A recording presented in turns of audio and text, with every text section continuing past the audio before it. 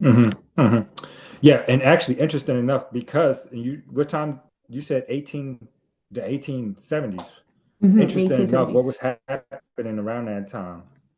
This is when, again, here's a quote referencing the late 1800s, Mhm. where they are separating, where they're saying, okay, if you're brown, you no way that you can be an Indian.